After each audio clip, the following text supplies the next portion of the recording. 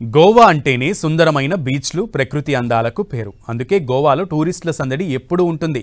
సీజన్తో సంబంధం లేకుండా ఎప్పుడైనా హెవీ రష్ ఉంటుంది అక్కడ. అయితే గోవాలోని కొన్ని గ్రామాలు ఇప్పుడు గోస్ట్ విలేజ్లుగా మారుతున్నాయి. ఊళ్ళలో సగం ఇళ్లకి తాళాలు కనిపిస్తున్నాయి. ఇలా ఎందుకు జరుగుతోంది? Take a look.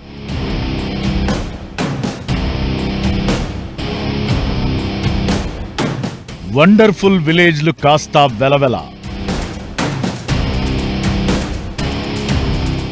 దెయ్యాల కొంపల్లా మారిపోతున్న గోవా గ్రామాలు, అంతర్జాతీయ సందర్శక ప్రదేశం కాస్త ఇలా ఎందుకు మారుతోంది?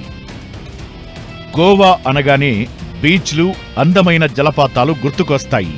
దేశంలోనే ప్రముఖ పర్యాటక ప్రదేశంగా గోవా గుర్తింపు పొందింది. గోవా బీచ్ల్లో సేదతీరడానికి పర్యాటకులు క్యూ కడతారు. అరేబియా సముద్ర తీరంలోని గోవా బీచ్ పర్యాటకుల పాలిట స్వర్గమని చెబుతుంటారు. మద్యం ప్రియులకు ఇక్కడ పండగే. కొందరైతే కేవలం మందు కొట్టడానికే ఇక్కడికి వస్తారంటే అతి కాదు. అయితే గోవా ఖాళీ అయిపోయి ఘోస్ట్ విలేజ్లు పెరుగుతున్న అంశానికి బెస్ట్ సిగ్నల్ ఈ ఏడాది మొదటి రోజే కనిపించింది. ఎప్పుడూ కిటకిటలాడే న్యూ ఇయర్ బాష్ 2025 జనవరి 1న మాత్రం బోసిపోయింది. దీంతో ఇక్కడేం జరుగుతోందనే చర్చ మరోసారి ప్రారంభమైంది. గోవా ఖాళీ కావడానికి చాలా కారణాలే ఉన్నాయి. ముందుగా ఇక్కడి యువత యూరోప్కి తరలి వెళుతోంది. మెరుగైన వసతులు, ఉద్యోగాలు, ఉపాధి మార్గాల కోసమే ఇలా ఐరోపా దేశాల బాట పడుతున్నారంటున్నారు. గోవాలోని ప్రభుత్వ ఉద్యోగాలకు కూడా అసలు అప్లై చేసేవారు లేరని చెబుతున్నారు. ఇతర దేశాల్లో ఉద్యోగాలు సంపాదించి సెలవులకు ఇక్కడకు వస్తున్న వారిని చూసి కూడా ఇలా వలస వెళ్లేవారు ఎక్కువయ్యారంటున్నారు.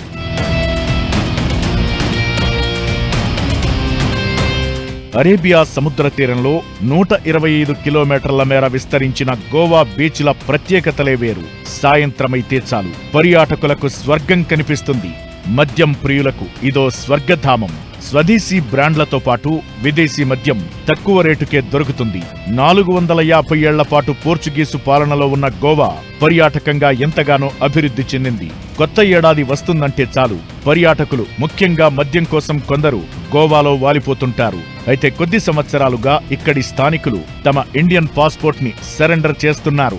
ఇప్పటికీ ప్రతిరోజు 10 నుంచి 15 మంది తమ భారత పౌరసత్వాన్ని వదులుకుని పోర్చుగల్ పాస్పోర్ట్తో ఐరోపా దేశాలకు చెక్కేస్తున్నారు. 1961 వరకు పోర్చుగీస్ పాలనలో ఉన్న కాలనీల్లో గోవా కూడా ఒకటి. అందుకే ఇక్కడి వారికి పోర్చుగీస్ పౌరసత్వం ఆటోమేటిక్ గా ఉంటుంది. ఎక్కువగా నార్త్ గోవాలోని బాంబోలిం, సిరిడావో, గోవా వెల్హా, బాటిం, అగస్సాయిం గ్రామాల్లో ఇళ్లకు తాళాలు కనిపిస్తున్నాయి.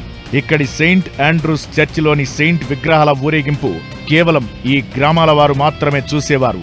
ఇతర గ్రామాల వారిని అందుకు అనుమతించేవారు కాదు. ఇది 400 ఏళ్లుగా వస్తున్న సంప్రదాయం.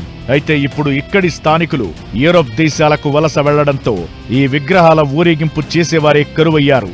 దీంతో గోవాలోని ఇతర గ్రామాల వారిని కూడా అనుమతిస్తున్నారు. ఈ ఊళ్ళోని చాలా ఇళ్లు ఇప్పుడు బోసిపోవడమే కాదు, పాడుబడుతున్నాయి కూడా.